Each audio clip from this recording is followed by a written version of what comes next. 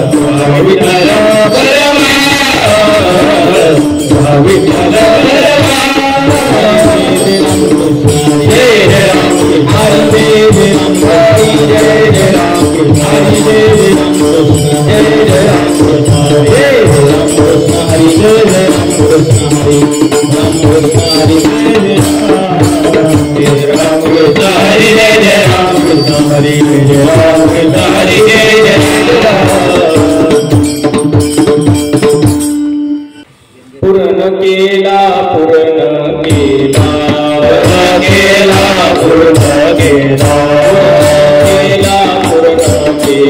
पूर्ण केला पूर्ण केला पूर्ण केला मनोरथ पूर्ण केला मनोरथ पूर्ण केला मनोरथ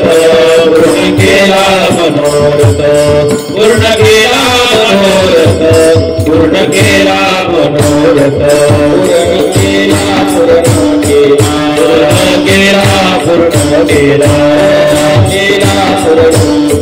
पूर्ण केला पूर्ण केला केला मनोरथ पूर्ण केला मनोरथ पूर्ण केला मनोरथ पूर्ण केला मनोरथ पूर्ण केला मनोरथ पूर्ण केला मनोरथ गराले गराले गराले गराले गराले गराले गराले गराले गराले कृपाळ गराले कृपाळ गराले कृपाळ गराले कृपाळ सापाडिले सापाडिले सापाडिले सापाडिले सापाडिले सापाडिले सापाडिले सापाडिले सापाडिले अनाथ सापाडिले अनाथ सापाडिले अनाथ सापाडिले अनाथ सापाडिले अनाथ गराले गराले गराले गराले गराले गराले गराले गराले कृपाळ गराले कृपाळ गराले कृपाळ गराले कृपाळ गराले कृपाळ गराले कृपाळ नीला निळा नीला निळा नीला निळा नीला निळा नीला निळा नीला निळा नीला निळा निळा पावन नीला निळा पावन नीला निळा पावन नीला निळा पावन नीला निळा पावन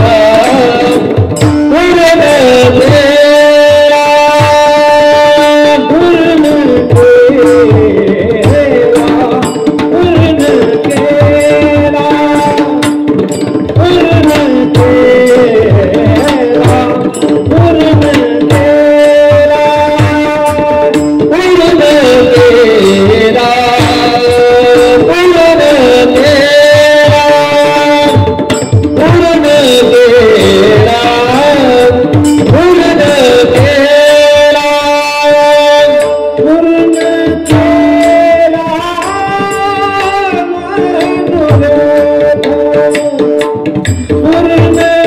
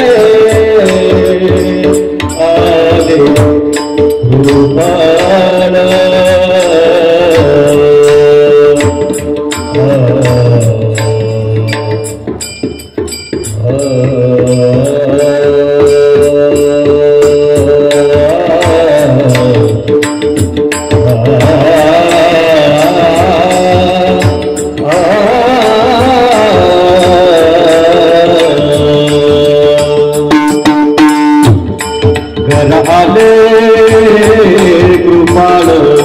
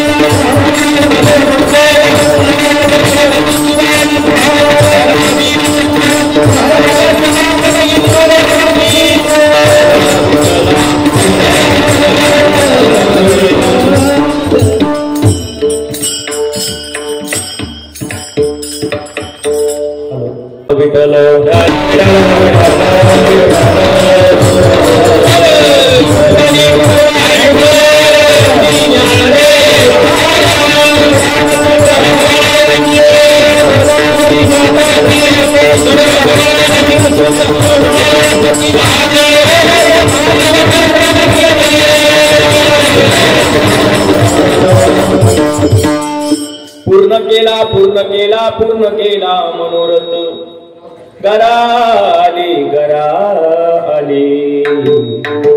गरा आले कृपाळ सांभाळिले अनाथा गरा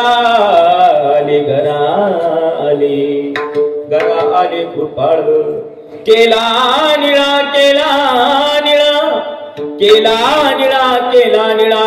निळा पावन गरा आले कृपाळ विठ्ठल विठ्ठल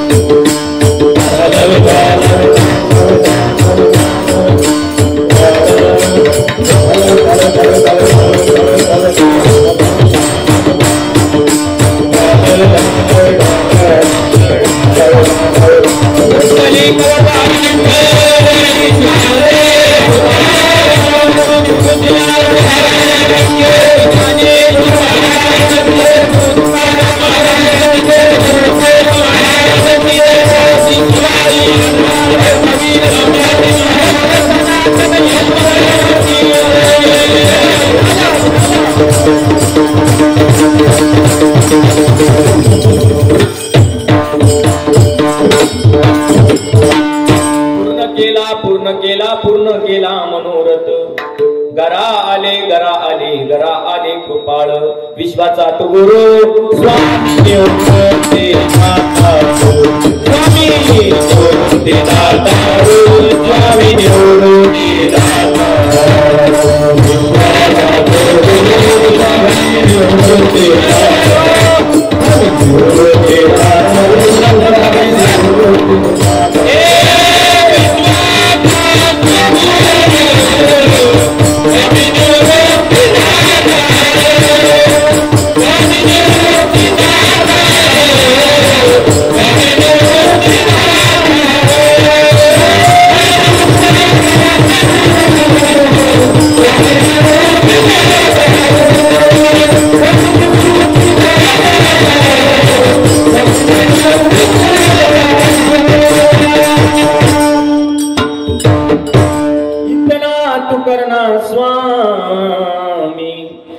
प्राण तन से निकले गोविंद नाम लेकर जब प्राण तन से निकले उस वक्त जल्दी आना नहीं शाम भूल न जाना हो राधे को साथ लाना जब प्राण तन से निकले करारविंदेन पदारविंदम मुकारविंदेन विनिवेशयन्तम पटस्य पत्रस्य पुटे शयानम बालमुकुंदम मनसा स्मरामि पंढरीच्या देवराया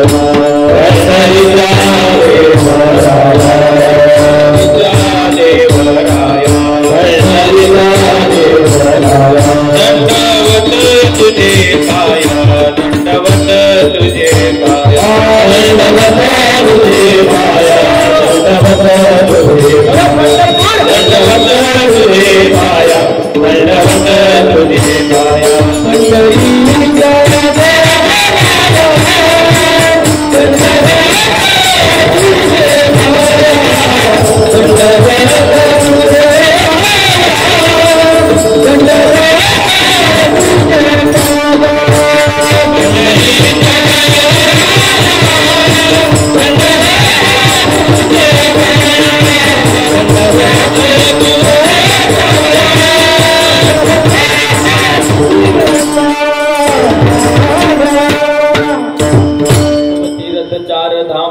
पंढरी चरणों में श्री गुरुदेव प्रणाम आपकी चरणों में कैलास चरणा शिव चंद्र मोळी फणींद्र माता मुकुट जळाळी कारुण्य सिंधु भवदूक हरी तुझ वीण शंभो मन कोण तारी मनोजव मारुत तुल्य वेगम जितेंद्रिय बुद्धिमता वरिष्ठम वातात्मजं वानरयुक्तं मुख्यं श्रीरामदूतं शरणं प्रपद्ये श्रीरामदूतं शरणं प्रपद्ये श्रीरामदूतं शरणं प्रपद्ये चलो आओ जी पवन कुमार हमारे कीर्तन में चलो आओ जी पवन कुमार हमारे कीर्तन में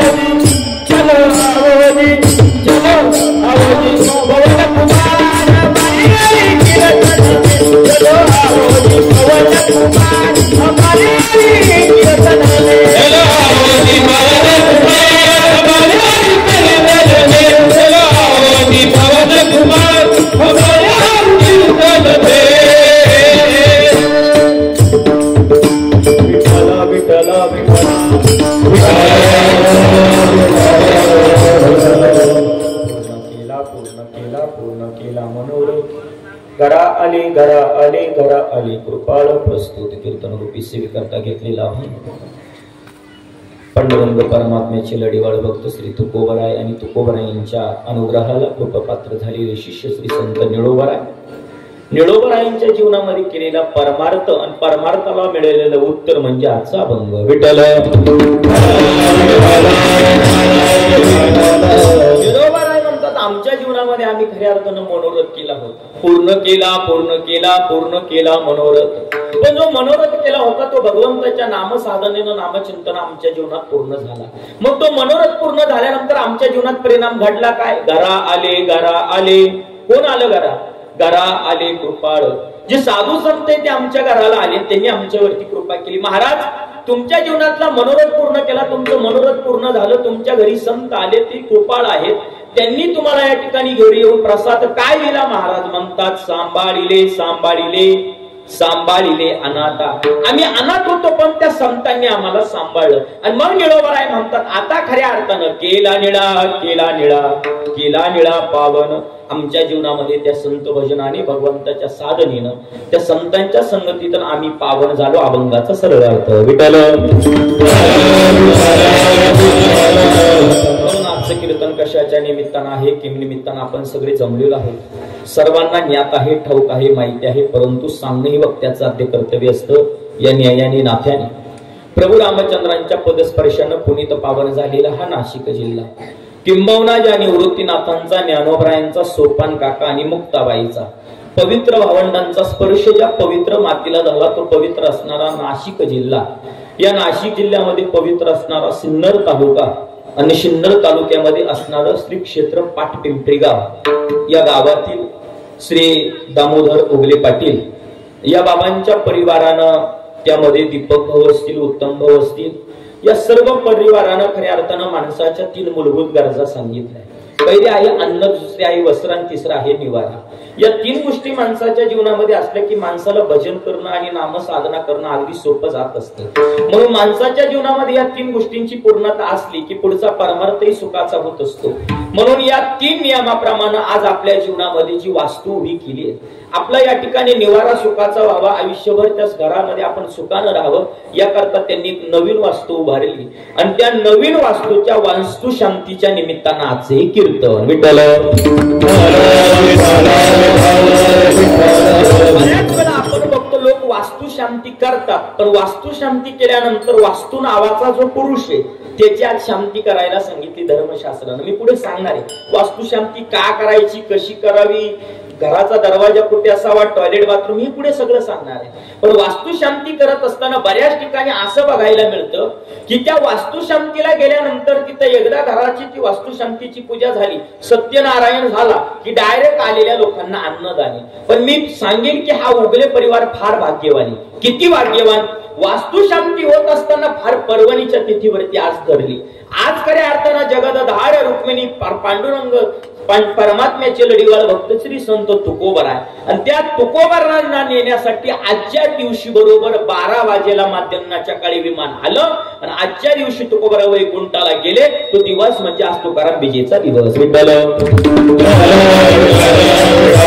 तुकाराम बीजेच्या पर्वणीवरती ह्या पवित्र वास्तूची शांती होती. आता काहींना प्रश्न पडला असेल, महाराज अभंग घेत असताना तुम्ही वास्तू शांतीच्या निमित्ताला अनुषंगून अभंग घ्यायचा होता, पण आजच्या कीर्तनातून मला खऱ्या अर्थानं 2 निमित्त पुढे ठेवायचे. एक तुकोबरांचं वैकुंठ गमन आणि 2 वास्तू शांतीचं निमित्त.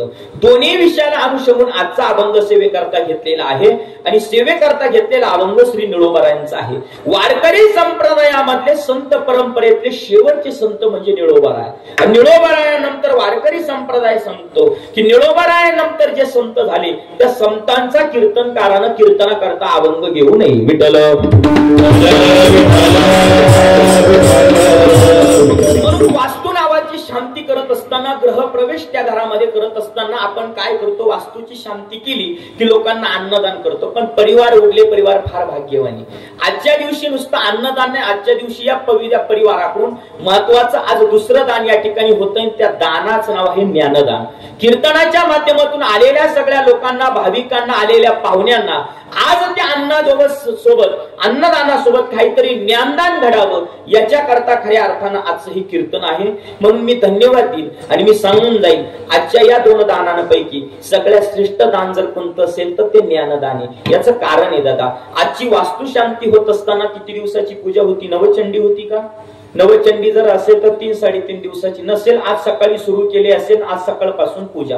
ती पूजा करत असताना जो वास्तू नावाचा पुरुष आहे, आता ही वास्तू शांती का करावी हा मोठा प्रश्न आमच्या पुढे. महाराज वास्तू शांती जर आम्ही केली नाही आणि आम्ही डायरेक्ट त्या घरात जर प्रवेश केला, राहायला गेलो तर मग काय परिणाम भोगावे लागतात? परिणाम फार वाईट आहे. शास्त्रकार सांगतात नवीन वास्तूची शांती ह्याच करता करावी, कारण ती वास्तू बांधत असताना पूर्वी त्या वास्तूच्या जागेवरती काय गोष्टी घडल्या हे आपल्याला परिचित नसतं, माहित नसतं. म्हणून जागा पवित्र आहे की ती अपवित्र आहे हे आपल्याला माहित नसतं. कारण क्रमांक 2, वास्तू बांधत असताना त्या वास्तूचा पाया खोदल्यानंतर त्या पायासाठी आम्ही जी वाळू आणतो, ज्या विटा आणतो, आता मी जास्त लांब जात नाही, आपण व्यक्ती गेल्यानंतर दुसऱ्या दिवशी विधी केला जातो, त्याला रक्षा विसर्जनाला हस्ती विसर्जन म्हणतात. नदीमध्ये व्यक्तीच्या हस्ती टाकतो. वाळू कुठून मिळत असते? नदीमधून. मग गेलेल्या व्यक्तीच्या हस्तीचे जे काही कण आहेत, जे तुकडे, ते त्या वाळूमध्ये सामावलेले असतात. मग कदाचित त्या व्यक्तीचा हस्ती दोष आपल्या घराला, आपल्या वास्तूला लागू नये याच्याकरता ती वाळू कुठून आलेली असते ते आपल्याला माहित नसतं. चला पुढे. विटा बनवत असताना ती माती कोणत्या जागेतली, ती जागा भूमी पवित्र आहे अपवित्र आहे कशी आपल्याला माहित नसतं. त्या विटा आपण घराला वापरत असतो. स्टील आणत असताना त्या कारखान्यात कुणाचा अपघात झालाय, कोणी अकाली गेले, कुणाचा मृत्यू झालाय हे आपल्याला माहित नसतं. थोडक्यात वास्तू उभं करत असताना जी आम्हाला काही या ठिकाणी गोष्टी लागतात, त्या कोणत्या मर्यादेतून आलेल्या आहेत, त्या चांगल्या आहे की पवित्र आहे की वाईट हे आपल्याला माहित नसतं. मग ती वास्तू आम्ही उभी केली, पण कदाचित त्या वास्तूमध्ये ज्या गोष्टी आम्ही रचलेल्या, विटा, वाळू, माती, दगड, स्टील, या गोष्टींमध्ये गेलेल्या व्यक्तींचे काही अंश नसावे याच्याकरता वास्तुशांती सांगितली. विठ्ठल.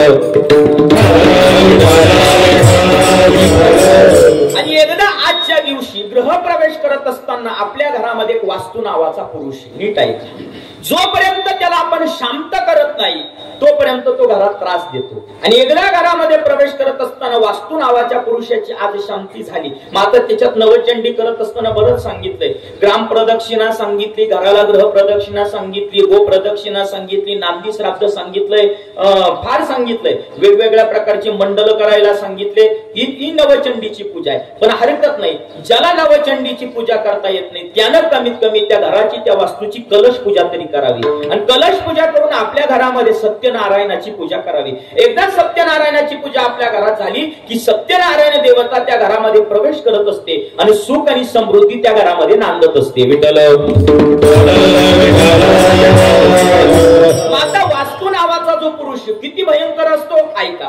वास्तू नावाचा पुरुष या ठिकाणी एकदा घर बांधलं की तो आपल्या घरामध्ये राहायला येत असतो. पण जोपर्यंत त्याची शांतता केली जात नाही, त्याचं पूजन यथोचित केलं जात नाही, तो भयंकर त्रास देतो. किती त्रास देतो? ज्याची घरभरणी झालेली नाही, ज्याचं वास्तूचं पूजन झालेलं नाही, त्याला फक्त विचार वास्तू किती त्रास देत असतो. ज्या गोष्टी घडू नये त्या घरात घडायला सुरुवात होते. म्हणून बारकाई नाही का, आज वास्तुशांती होत असताना सगळ्यात महत्वाचा क्रम असा आहे, घटनाक्रम. सत्यनारायण आधी सगळी पूजा झाली, घराला प्रदक्षिणा झाली, गो प्रदक्षिणा झाली, कलशाची प्रदक्षिणा झाली, नांदी श्राद्ध झालं, सगळं झालं की आमच्या घराच्या आग्नेय दिशेला जिथं आमचा किचन रूम, स्वयंपाक रूम असतो, तिथे एक खड्डा खणावा लागतो. आणि वास्तू नावाचा जो पुरुष आहे त्याची सोन्याची किंवा चांदीची प्रतिमा आम्हाला करावी लागते आणि ती त्या खड्ड्यात पुरावी लागते. एकदा त्या खड्ड्यामध्ये वास्तू नावाचा पुरुष वास्तव्याला आला की आमच्या घरामध्ये खऱ्या अर्थानं शांती मिळत असते आणि त्या घरामध्ये खऱ्या अर्थानं गृहप्रवेश होतो. विठ्ठल.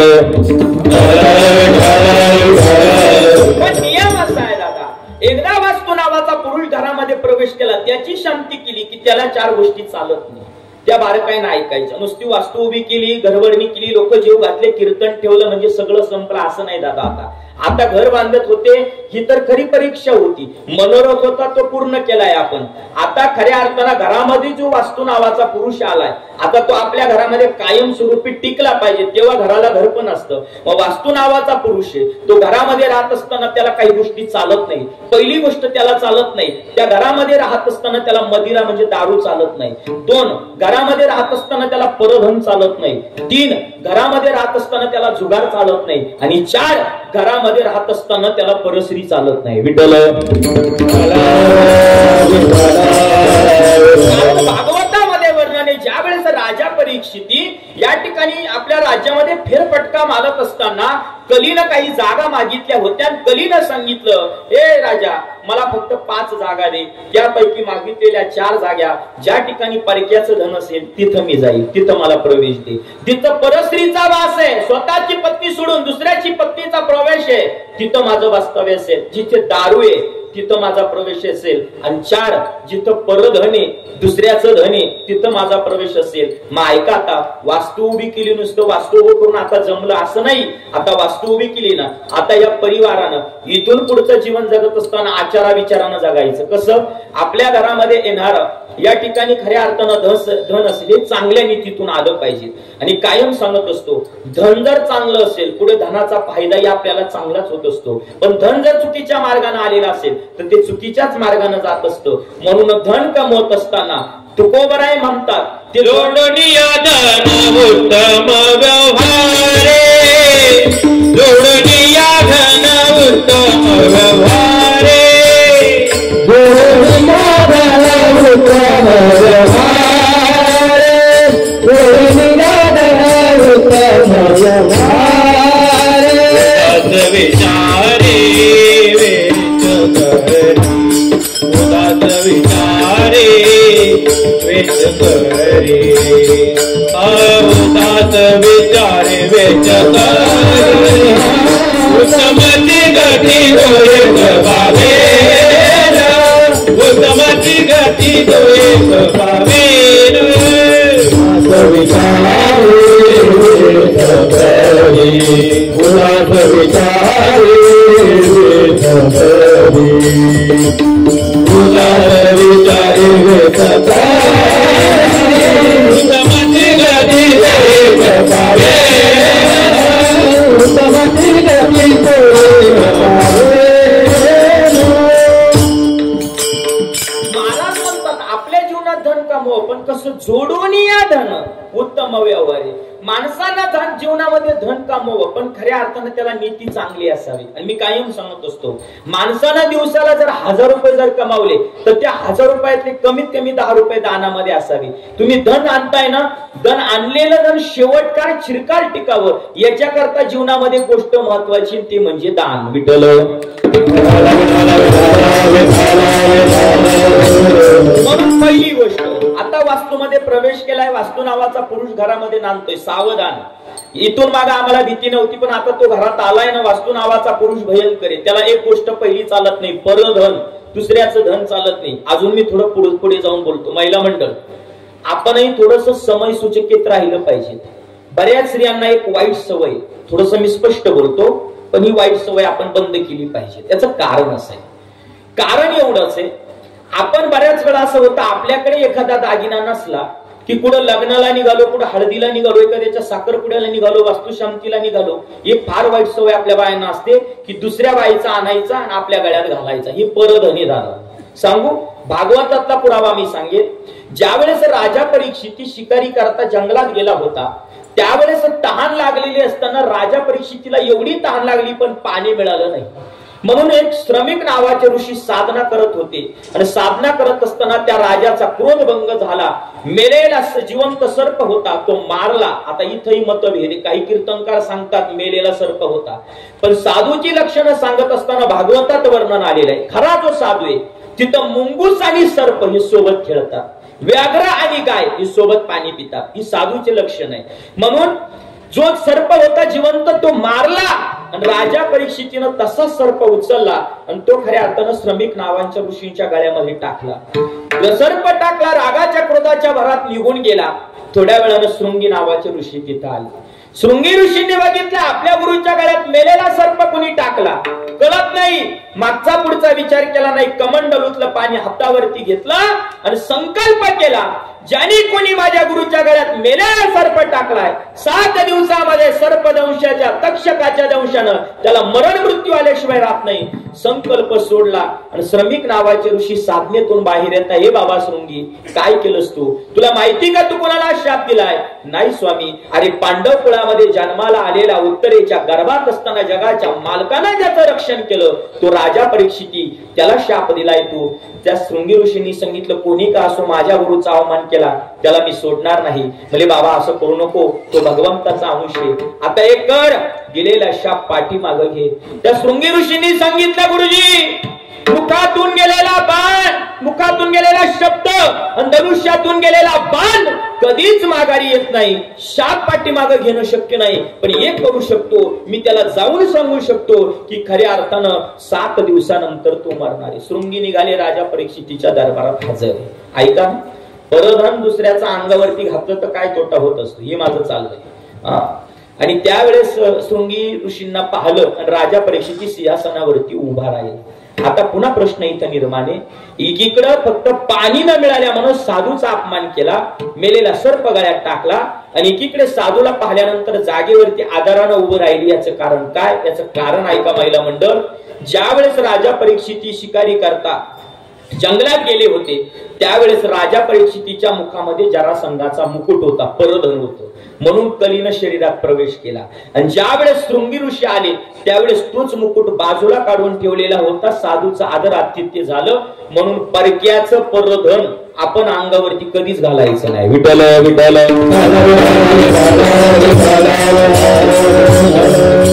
कायम सांगत असतो. आणि ज्याला धन नाही ना त्याला एकच धन, तुकोबरायांच्या सांगण्याप्रमाणे तुळशी माळ गळा.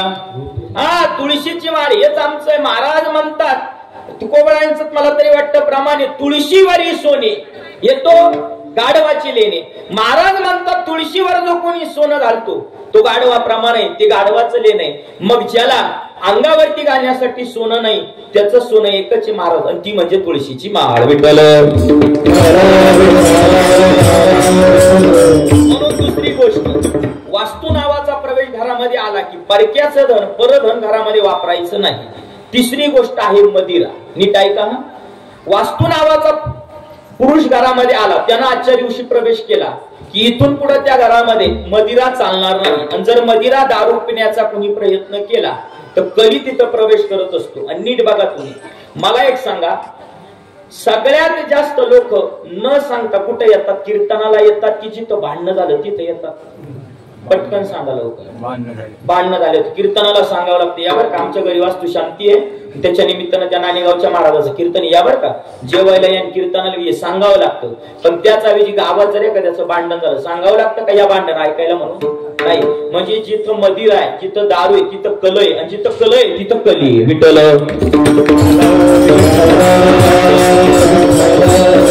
आणि चौथी गोष्ट आहे परस्त्री.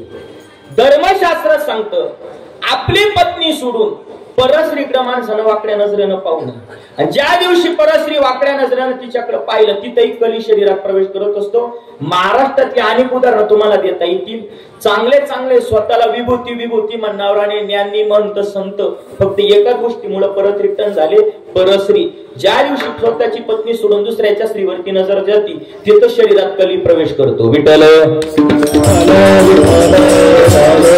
आज वास्तू नावाचा पुरुष आहे, घरात प्रवेश केलाय वास्तू नावाच्या पुरुषानं. आता ऐका, वास्तुशास्त्र सांगतं की घराचं बांधकाम करत असताना काही गोष्टी कुठं असाव्या, काही गोष्टी कुठं असू नये. नीट ऐका, आपल्या घराचं बांधकाम करत असताना धर्मशास्त्राचा नियम असा आहे, ज्या भूमीवरती ज्या जागेवरती आम्हाला वास्तूचं बांधकाम करायचंय ती वास्तू उभी करायची, प्रथमतः पाया खोदत असताना धर्मशास्त्राचा नियम असा आहे, बारकाई नाही का, ती पाया खोदत असताना ती जागा पवित्र आहे अपवित्र हे आपल्याला माहित नसतं. एकदा घराचं बांधकाम करत असताना पाया खोदला की जगाच्या पाठीवरती किती अपवित्र गोष्टी असतील तिथं तिला पवित्र करण्याचं सामर्थ्य जगाच्या पाठीवरती दोन गोष्टीमध्ये, एक पवित्र गायीचं शेण आणि दोन पवित्र गायीचं गोमूत्र. घराचा पाया खोदत असताना प्रत्येक बिंबामध्ये एक वाटीभर गायीचं गोमूत्र आणि एक वाटीभर गायीचं शेण टाकलं गेलं पाहिजे, वास्तू चांगली पवित्र तयार होते. मूळ जर झाडाचं पवित्र असेल तर फळही चांगलंच येतं. तसं वास्तू बांधत असताना आम्ही जर पाया भक्कम रचला, पाया बांधत असताना जर या ठिकाणी चांगल्या प्रकारे पवित्र करून जर रचला तर वास्तूही पुढे पवित्र होत असते. म्हणून नियम असा आहे, वास्तू उभं करत असताना वास्तूच्या पायामध्ये जे बिंब आपण रोवतो तिथं गायीचं एक वाटी गोमूत्र आणि एक वाटी या ठिकाणी शेण टाकलं पाहिजे, वास्तू पवित्र होते. पुढे चला, वास्तूचं बांधकाम करत असताना धर्मशास्त्राचा नियम असा आहे, घराचं तोंड हे एक तर पूर्वेला असावं नाहीतर ते उत्तरेला असावं. आणि तेच घराचं तोंड जर दक्षिण दिशेला जर असेल तर त्याच्यावरती धर्मशास्त्रानं पर्याय सांगितला, दक्षिणेला जर घराचं तोंड असेल तर बरोबर दरवाजावरती हनुमंतरा यांचा फोटो लावावा. विठ्ठल.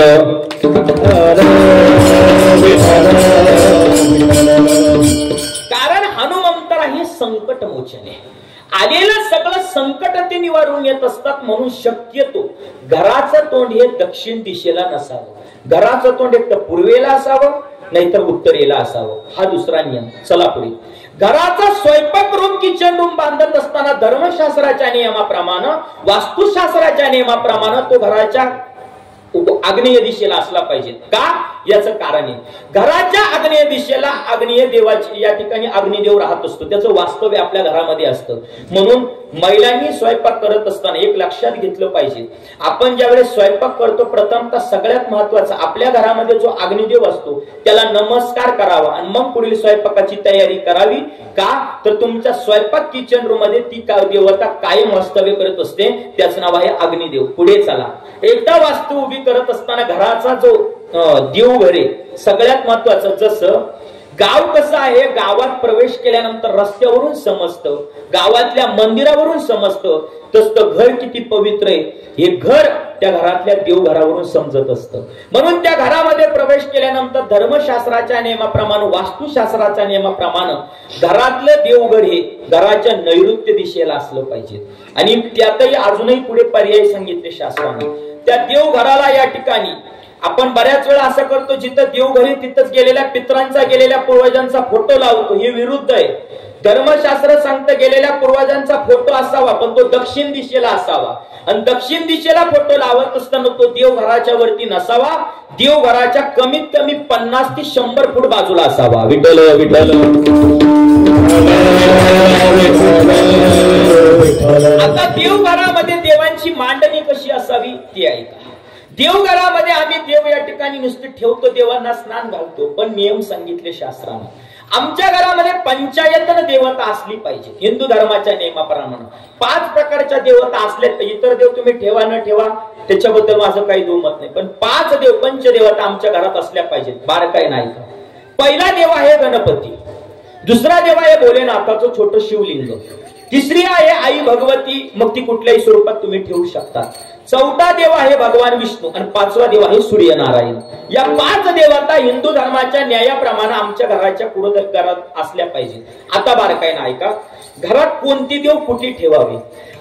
देवघराला बऱ्याच ठिकाणी काही जणांच्या ठिकाणी पायऱ्या असतात, 1 2 3 4. आता यालाही देवांना बसण्यासाठी आसनं सांगितले.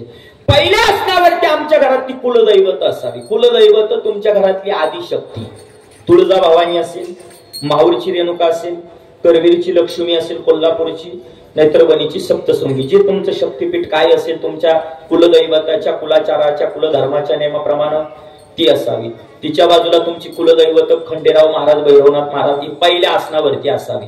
चला पुढे, दुसऱ्या आसनावरती असावी ती पंचायतन देवता सांगितल्याप्रमाणे. भगवान विष्णू म्हणजे रंगनाथाचं स्वरूप, दुसरी सूर्यनारायण देवता, तिसरं आहे आई भगवतीचं स्वरूप, ती कुठल्याही स्वरूपात चालते, अन्नपूर्ण मातेच्या स्वरूपातही ती चालते. चौथा आहे भगवान शिवांचं ज्योतिर्लिंग. आता बऱ्याच लोकांचा इथेही संशय, महाराज तुम्ही सांगितलं शिवलिंग घरात ठेवायचं, पण कोणतं ठेवायचं. धर्मशास्त्र सांगतं घरातल्या देवपूजेमध्ये आपण दगडाचं शिवलिंग कधीच ठेवू नये. घरात तुम्हाला देवपूजेसाठी वापरायचंय पितळाचं, तांब्याचं, स्टीलचं शिवलिंग भेटतं दुकानामध्ये, ते पूजेसाठी नित्य नियमात आपण वापरलं पाहिजे. या 5 देवता तिथे असल्या पाहिजेत. 2 नंबरच्या पायरीला. 3 नंबरच्या पायरीला तुमच्या घरात असणारी तुमची जी काही असतात ना, तुम्ही जेजूरवरून आणलेल्या त्या दिवट्या बुद्ध्या वगैरे ते असावं. आणि खालच्या जागेला सगळ्यात असाव्या तो आपल्या घरामध्ये असणारा गेलेल्या पूर्वजांचा वीर. तो जर आपल्या घराला जर असेल तर ठेवावा, पण आपल्या घरात त्या वीराची परंपरा नसेल, गेलेल्या पूर्वजांच्या टाक म्हणतात त्याला, तो जर नसेल तर तो घरात ठेवू नये. बऱ्याच लोकांचा असं असतं घरात नसतो, पण कोणाचा तरी पाहून ते बळच करून आणतात. गरज जर असेल गेलेल्या पूर्वजांना जर तुमच्या घरामध्ये प्रवेश करण्याची इच्छा असेल तर घरात आणा, जर नसेल तर उगाच दुखणं वाढून घेऊ नका. बऱ्याच वेळा असं होतं पूर्वज आम्ही घरामध्ये आमच्या प्रेमापोटी आणतो, पण त्याचे खऱ्या अर्थानं परिणाम आम्हाला गंभीर बघायला मिळतात. म्हणून एक करावं, आपल्या घरामध्ये जर टाक असेल गेलेल्या पूर्वजांचा, जर वीर परंपरेगत जर असेल तरच तो ठेवावा, अन्यथा तो ठेवू नये. असा आपल्या घराच्या देवघराचा आराखडा असावा. विठ्ठल विठ्ठल. आपल्या घराच्या अवतीभोवती कोणती वृक्ष असावी कोणती नसावी हे बारकाई नाही का. बऱ्याच जणांचं असं असतं घराच्या अवतीभोवती कोणती झाडं आम्ही लावून देतो आणि झालं महाराज आमचं. ऐका, घराच्या अवतीभोवती घराच्या दाराच्या लगत काटेरी झुडपं कधीच नसावी. उदाहरणार्थ गुलाबाचं झाड नसावं, उदाहरणार्थ चिंचेचं झाड नसावं, उदाहरणार्थ फणसाचं झाड नसावं, उदाहरणार्थ काटेरी जी गोड चिंच असते, आंबट चिंच, इलायची चिंच, तिचं झाड नसावं. आणि उदाहरणार्थ बोरेचं झाड नसावं दाराच्या अवतीभोवती. मग तुम्ही हे झाड नाही, मग दाराच्या पुढे प्रामुख्यानं खऱ्या अर्थानं एक वृक्ष कायम असावं आणि त्याचं नाव आहे तुळस. ही तुळस आपल्या दारात कायम असली पाहिजे. मी कायम सांगत असतो किती तुळशीचं महत्व आहे. भागवतात तुम्ही ऐकलेला दृष्टांत आहे. जगाच्या मालकाला ज्यावेळेस पारड्यामध्ये बसवलं, सगळं सोनं टाकलं 16,107 जणींनी, पण पारडं हल्लं नाही, डोललं नाही. त्यातली एक रुक्मिणी नावाची पत्नी होती, घरामध्ये गेली, घराच्या बाहेरून परत वाड्यात आली आणि अंगणामध्ये असणारे तुळशीचं वृक्ष होतं, फक्त 2 पानं तोडली दादा तिनं आणि त्या पारड्यात टाकले. पारडं जे होतं जगाच्या मालकाचं पारडं होतं ते खऱ्या अर्थानं खाली झालं. सोन्याचं पारडं होतं ते खाली झालं, जगाच्या मालकाचं पारडं झालं. ही ताकद तुळशीची. म्हणून ऐका, घराच्या पुढे एक वृक्ष कायम असावा, तो म्हणजे तुळशीचं झाड. मी कायम सांगत असतो आपण ही जी झाडं लावतो 100% वृक्षारोपण केलंच पाहिजे. पण ऐका, आपण जे झाडं लावतो ते संध्याकाळच्या वेळी काय करतात, दिवसभर आपल्याला ऑक्सिजन देतात आणि संध्याकाळच्या वेळी ते कार्बन डायऑक्साईड सांगतात. पण जगाच्या पाठीवर तुळस अशी वनस्पती दादा की ती दिवसभरही ऑक्सिजन देते आणि संध्याकाळी आम्ही झोपल्यानंतरही ती ऑक्सिजन देते, ती कार्बन डायऑक्साईड कधी सोडत नाही. एवढी पवित्र असणारी तुळस आहे. म्हणून दाराच्या समोर जर कोणती वनस्पती असावी तर ती खऱ्या अर्थानं असावी, तिचं नाव आहे तुळस. ती तुळस आमच्या प्रत्येकाच्या दारात असली पाहिजे. तुळस ही हिंदूंचं खऱ्या अर्थाने एक ओळख आहे. हा हिंदू आहे की मुसलमान हे कशावरून ओळखलं जातं? घराच्या पुढे गेला, याच्या दारात तुळस आहे की नाही, कशावरून ओळखलं जातं?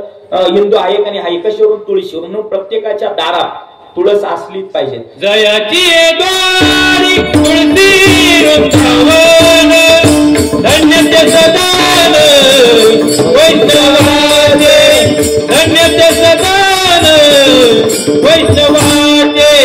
जयाची द्वारी वृंदावन, धन्य ते सदान वैष्णवाचे, धन्य ते सदान वैष्णवाचे. संतांनी सांगितलं जयाची द्वारी तुळशी वृंदावन आणि धन्य ते सदन वैष्णवाचे. ज्याच्या दारात तुळशी वृंदावन, महाराज म्हणतात ते घर धन्य, तो वैष्णव धन्य.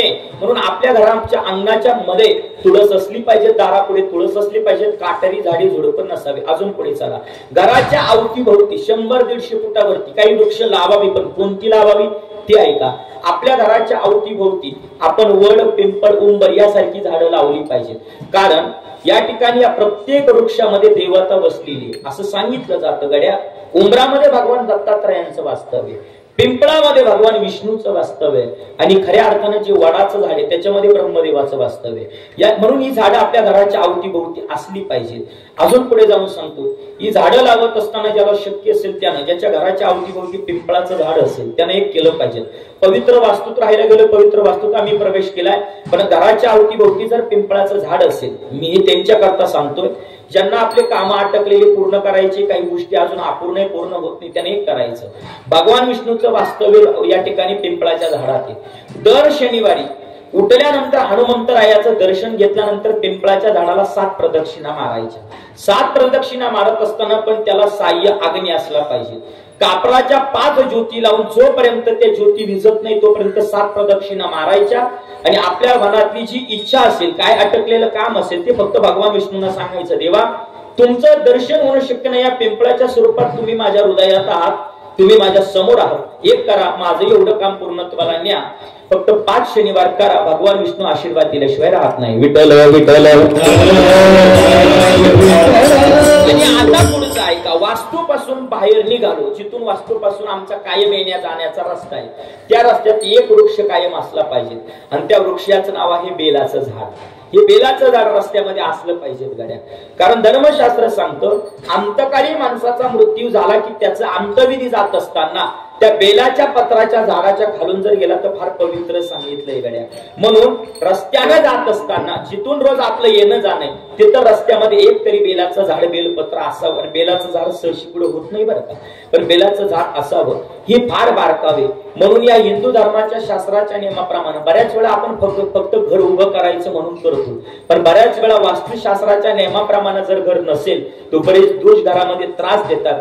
बऱ्याच वेळा होतं एवढी सुंदर वास्तू आम्ही उभी केली पण घरामध्ये वर्षाच्या 1.5 वर्षाआड कोणीतरी एक्सपायर होणं, कोणीतरी आजारी होणं, आलेला सगळा पैसा दवाखान्याला जाणं, या 12 भानगडी होत असतात. म्हणून हे वास्तुशास्त्र नावाचा ग्रंथ खऱ्या अर्थानं धर्मशास्त्राला सांगावा लागला. आणि मी कायम सांगत असतो, कमीत कमी आपलं घर छोटं जरी असलं, 10 बाय 10चं जरी असलं, पण ते वास्तुशास्त्राच्या नियमाप्रमाणे असावं. विठ्ठल विठ्ठल. मग या उरले परिवारानं अशी पवित्र वास्तू आज उभी केली. आणि या पवित्र वास्तूमध्ये आता प्रवेश केल्यानंतर आता खऱ्या अर्थानं त्यांच्या जीवनातले मी सांगितलं, माणसाच्या जीवनामध्ये 3 गोष्टी फार महत्वाच्या आहेत. पहिली गोष्ट आहे अन्न, दुसरी गोष्ट आहे वस्त्र, आणि तिसरी गोष्ट आहे निवारा. मी कायम सांगत असतो, या तिन्ही गोष्टी मिळण्याकरता माणसाचं प्रारब्धच असावं लागतं. सांगू, संतांनी पुरावा दिला. चांगलं अन्न मिळण्याकरता प्रारब्ध असावं लागतं, गावात मान मिळण्याकरता प्रारब्धच असावं लागतं, आणि धन मिळण्याकरताही प्रारब्धच असावं. अन्न मान धन हे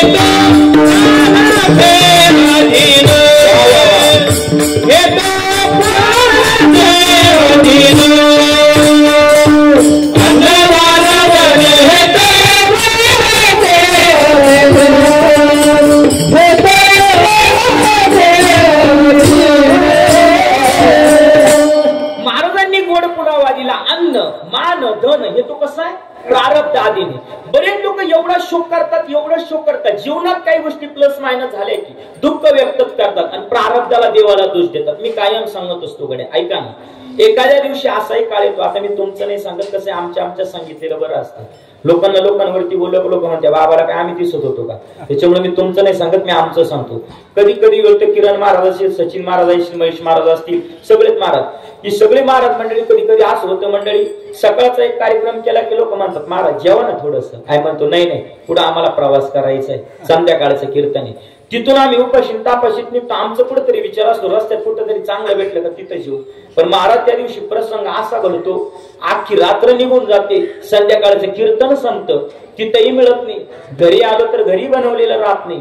समजायचं ज्या दिवशी आपल्याला मिळालं नाही त्या दिवशी आपल्या प्रारब्धात नव्हतं. पहिली गोष्ट अन्न, म्हणून अन्न मिळण्याकरताही आणि वेळेवरती मिळण्याकरताही प्रारब्ध असावं लागतं. ऐका, दुसरी गोष्ट आहे मान. आपण म्हणतो यानं मला मानलं पाहिजे, यानं माझं नाव घेतलं पाहिजे, त्यानं मला सन्मान दिला पाहिजे. पण सांगू का दादा, जोपर्यंत प्रारब्धात मान नाही ना तोपर्यंत मिळणार नाही. बरेच लोक असे काही महाराज निवडणुका आल्या की त्यांना वाटतं पैशावर जग चालतं, असा पैसा वाटतात, असं वाटतात की त्यांना वाटतं आता मीच निवडून येणार. पण एवढा पैसा वाटल्यानंतर ते निवडणुकीला पडतातच. इथं त्यांच्या पैशाचाही दोष नाही आणि इथं त्यांचाही दोष नाही, इथं दोष आहे प्रारब्धाचा. तो मान त्यांच्या प्रारब्धात नव्हता. अन्न मान, आणि तिसरी गोष्ट आहे धन. माणसाच्या जीवनामध्ये पैसा मिळण्याकरता प्रारब्धच असावं लागतं. उदाहरणार्थ, आमच्या किरण महाराजांनी सकाळचं कीर्तन वाजवलं आज, त्यांना एखाद्याला कीर्तनामध्ये आज 4,000 रुपये दिले. म्हणजे मी फक्त उदाहरण देतोय बरं, जास्त काही कोणी मनाव घेऊ नका. 4,000 रुपये दिले. आणि संध्याकाळचं कीर्तन वाजवायला गेले, काही ठरलेलं नव्हतं, बोललेलं नव्हतं, पण महाराज अचानक गेले आणि महाराजांना फक्त 2,000 रुपये मिळाले. ऐका, मग सकाळी 4,000 मिळाले हे त्यांचं प्रारब्धच होतं, आणि संध्याकाळी गेले पण कमी मिळाले हे त्यांचं प्रारब्ध होतं. म्हणजे माझा सांगण्याचा उद्देश असा आहे, जीवनात एखादी गोष्ट प्लस मायनस झाली, समजायचं आपलं प्रारब्ध आहे दादा. पण बरेच लोक देवाला दोष देतात. किती दोष देतात माहिती, श्रीमंतीचा काळ घरामध्ये असतो. मी कायम सांगत असतो, माणसाचं घर धन दौलत सगळं चांगलं झालं की माणसानं पैशाची लय उन्नतपणा करू नये. बऱ्याच लोकांना पैसा आला की तो कसा वापरावा कळत नाही, आणि मग तो एकदा संपून गेला की लोक देवाला दोष देतात, देवानच केलं. दादा, तुमच्या गरिबीत आणि तुमच्या प्रारब्धात बदल करण्याचा अधिकार देवाला नाही. जर असताच ना, कृष्ण अवतारामध्ये सुदामा नावाचा जो मित्र आहे ना, देवाने त्याला प्रारब्ध गरिबीच भोगू दिली नसती. देवाला प्रारब्ध बदलण्याचा अधिकार नाही. अन्न बाण धन हे तो प्रारब्ध आधीनं. म्हणून मुद्दा चालला होता, अन्न मिळण्याकरता प्रारब्ध असावं लागतं, चांगले कपडे घालण्याकरताही प्रारब्धच असावं लागतं, आणि चांगलं घर होण्याकरताही प्रारब्ध असावं लागतं. या घराचं, या परिवारातल्या उगले परिवाराचं सगळ्या लोकांचं प्रारब्ध चांगलं होतं. म्हणून वास्तू उभी राहिली महाराज. आणि सांगू, त्यांची जीवनामध्ये इच्छा होती की जसं लोकांची वास्तू तशी आपली एक दिवस झाली पाहिजे. त्यांनी मनोमन तो मनोरथ केला होता आणि आज तो पूर्ण झाला. निळोबर आहे तेच अभंगाच्या पहिल्या चरणात. पूर्ण केला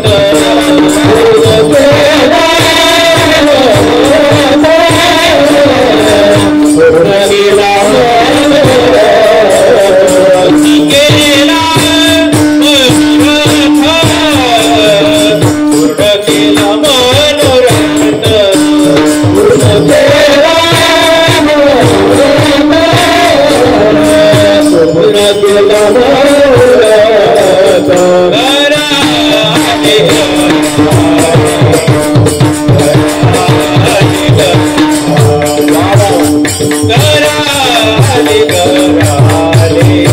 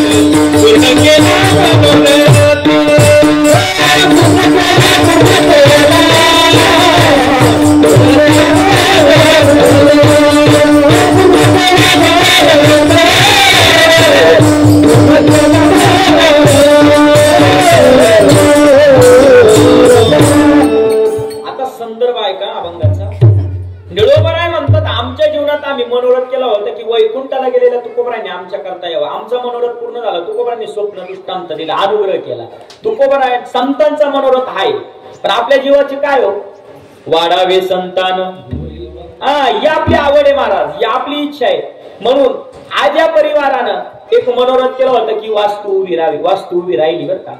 वास्तू उभी राहिल्यानंतर वास्तू नावाचा पुरुष घरात आलाय. घरा आले घरा आले घरा आले. आता घरात आलाय ना तो वास्तू नावाचा पुरुष. भगवंताचं झालंय ना आगमन. ऐका, भगवंताचं आगमन होत असताना, वास्तू शांती होत असताना गोप्रदक्षिणा सांगितली, गायची प्रदक्षिणा घराला सांगितली. का? जगाच्या पाठीवरती पवित्र अशी गाय माय, आणि त्या गायीच्या शरीरामध्ये 33 कोटी, कोटी म्हणजे प्रकार, 33 प्रकारचे देव वास्तव्याला. आणि ते 33 प्रकारचे जे देव आहे त्या ग्राम प्रदक्षिणा, गोप्रदक्षिणा ते आपल्या घरामध्ये प्रवेश करत असतात. म्हणून आज देवाचं वास्तव्य झाले. म्हणून घरा आले घरा आले. ते घरा आले ना, तो देव घरात आलाय ना. आता इथून पुढे या घरामध्ये एक झालं पाहिजे. काय? युक्त आहार विहार, नेम इंद्रिया सादर. पुढे नसावी बासर बहु निद्रा भाषण. महाराज म्हणतात त्या घरामध्ये राहत असणाऱ्या प्रत्येक व्यक्तीनं युक्त आहार करावा. युक्त म्हणजे शाकाहारी करावा. बरेच लोक सध्याच्या स्थितीला आपण बघतोय चुकीचा आहार करताय जातात. मांसाहार करू नका. मी कायम सांगत असतो, मांसाहार का करू नये? इथं केलेला मांसाहार तिथं नडणार एक दिवस. का? महाराज म्हणतात इथं खालेला जो मांसाहार आहे तो आपले हंस करणारे. मांस खाता हंस करी जोडोनी वैरे. आपल्या वैऱ्याची तयारी आपण करतोय. म्हणून युक्त आहार असावा, चांगला असावं, पौष्टिक असावं. आणि महिला मंडळाला सध्याच्या स्थितीला माझी विनंती, पोरांना खायला थोडस पौष्टिक देत चला घरामध्ये. सध्याच्या स्थितीला आमच्या पोरांचा आहार फार बिघडलाय महाराज. किती बिघडलाय? पूर्वीच्या काळी या जुन्या महिला बसलेल्या आहेत. पोरग घराच्या बाहेर जर निघालं, मस्त आई बाजरीची भाकर चुरायची, त्याच्यावरती गावठी तुपाची धार टाकायची, गुळ टाकून द्यायची, आणि त्याला गुळ काल्याचा तो लाडू करून द्यायची. पूर्वीच्या काळी पोरांच्या तब्येती गोड होत्या. आताच्या स्थितीला आयांनी एवढा पोरांचा आहार बिघडवला. किती बिघडवला? सध्याच्या स्थितीला पोरांना 2च आहार चालू आहे, एक लॉलीपॉप आणि दुसरी कुरकुरी. बरं, पोरांची चुकी नाही, आयांची जेवढी चुकी. किरण महाराज एवढी कुरकुर करतात, एवढी कुरकुर करतात. पोरग म्हणलं ना आई दे ना डब्याला काहीतरी करून, यांची एवढी कुरकुर कुरकुर, एवढी कुरकुर कुरकुर, एवढी कुरकुर का यांची कुरकुर ऐकून एकाला कुरकुऱ्याची कंपनी काढावी लागली. म्हणून विनंती माझी, पोरांना सकस आहार द्या. चांगले पोरं पैलवान झाले पाहिजेत. आणि मी कायम सांगत असतो बघा, पूर्वीच्या काळी एखाद्या जर 5 मुलं असतील तर त्याच्यातले 2 पैलवान असायचे की नाही? आता पूर्वीच्या काळी मध्यंतरी एक काळ आला होता, शासनानं असा एक नियम लावला होता, हम दोन हमारे दो. बरोबर आहे ना? हा पण सांगू का महाराज, याचा थोडासा तोटा फक्त हिंदूंना झाला. या हम दोन हमारे दो हा नियम फक्त हिंदूंनी पाळला, पण बाकीच्या लोकांनी हम दोन हमारे 2 डझन असं केलं. तिथं मर्यादा नाही महाराज, तिथं मशीन चालूच आहे. पेढा झाला की बर्फी, बर्फी झाला का पेढा, त्यांचा धिंगाणा मरेपर्यंत चालू आहे महाराज. माझी विनंती आहे गड्या, या ठिकाणी हम दो हमारे दो होतं, पण अजून सांगू का, आता ही जुनी पिढी जाऊ द्या, आता आमच्या पिढीचं सांगतो. आता हम दो हमारे होतं तुमच्या काळात, आता थोडा नियम आम्ही बदलला, हम दो ना हमारा एक. थोड्या दिवसांना हम दोच राहतील, फक्त एकही राहणार नाही. म्हणून माझी विनंती, मुलांना आहार देत असताना सकस आहार द्या. का माहिती का? याचं कारण आहे दादा. परवाच्या दिवशी एका कीर्तनकाराचं मी कीर्तन ऐकलं, सुंदर वाक्य त्यांनी वापरलं.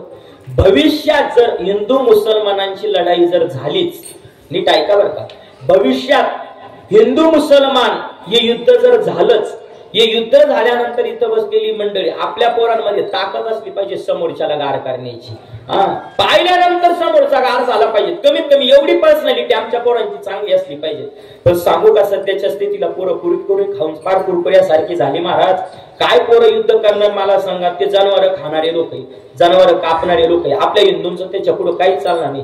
कमीत कमी एवढं भवितव्य तरी डोळ्यापुढे ठेवा का पुढे जर लढाई झाली तर आमच्या पोरांना पाहून ते पळाले पाहिजेत. एवढं ठेवून युक्त हार करा. विठ्ठल विठ्ठल. दुसरी गोष्ट आहे युक्त विहार. चांगलं राहा. बरेच लोक असे महाराज कशी गबाळ्यावानी राहतात. आणि मी कायम सांगतो देवाने चांगलं दिलंय ना चांगलंच राहा. मस्त प्रत्येकाने घराच्या बाहेर निघताना आपल्या कपाळावरती गंध असला पाहिजे. का गंध असला पाहिजे माहिती का. एकच कारण आहे मंडळी. तुम्ही गंध किती ठिकाणी लावावा आणि काय लावावे सोडून द्या, पण गंध एवढ्याच करता कपाळावरती लावा. आपण हिंदू आहोत म्हणून कपाळावरती गंध लावा. प्रत्येकाच्या कपाळावरती गंध असला पाहिजे. पोरगा शाळेत जात असताना त्याच्या कपाळावर गंध असला पाहिजे. पुढचं बोलू का अजून. पोरगी कॉलेजला शाळेत जात असताना कपाळावरती टिकली असली पाहिजे. तर वाक्य नीट ऐका. जिच्या कपाळावरती टिकली तीच टिकली. आलं का लक्षात. मी काहींच्या आताही त्यांच्या घरी गेल्यानंतर ऐका. आमच्या पोरीच्या कपाळावरती टिकली असली पाहिजे. हातात बांगड्या असल्या पाहिजे. पायात पैंजण असली पाहिजे. केसाच्या 2 वेण्या असल्या पाहिजेत. आमच्या पोरींना भारतीय संस्कृतीच्या नियमाप्रमाणे राहायला शिकवा.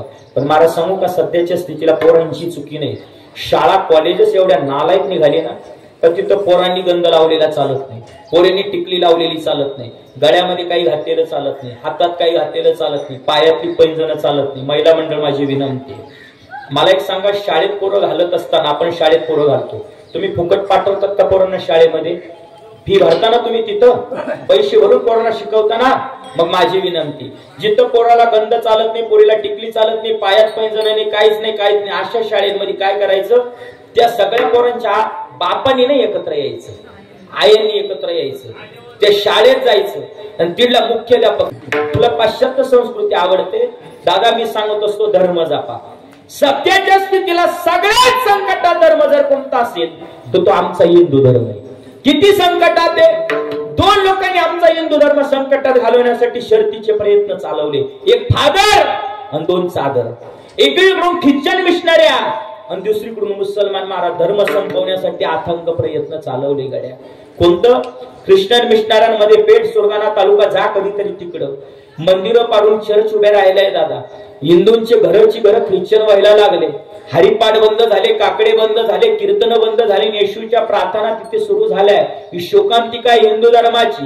आणि दुसरा आघात आमच्यावरती केलाय तो मुसलमानांनी लव जिहाद सारख्या प्रकरणातून. मी स्पष्ट बोलत असतो माझ्या प्रत्येक कीर्तना प्रवचनामध्ये. मी हिंदू धर्मावरती फार बोलत असतो. याचं कारण आहे सध्याच्या स्थितीला मी तर म्हणतो प्रत्येक महाराष्ट्रातल्या कीर्तनकारांना 10 मिनिट तरी हिंदू धर्मावरती कीर्तनात बोललं पाहिजे. का तर महाराष्ट्रातला कीर्तनकार ज्या दिवशी प्रत्येक कीर्तनकार कीर्तनामध्ये 10 मिनिट हिंदू धर्मावरती बोलेल त्या दिवसापासून तर 1 वर्षाच्या आत भारत हे हिंदू राष्ट्र झाल्याशिवाय राहणार नाही दादा.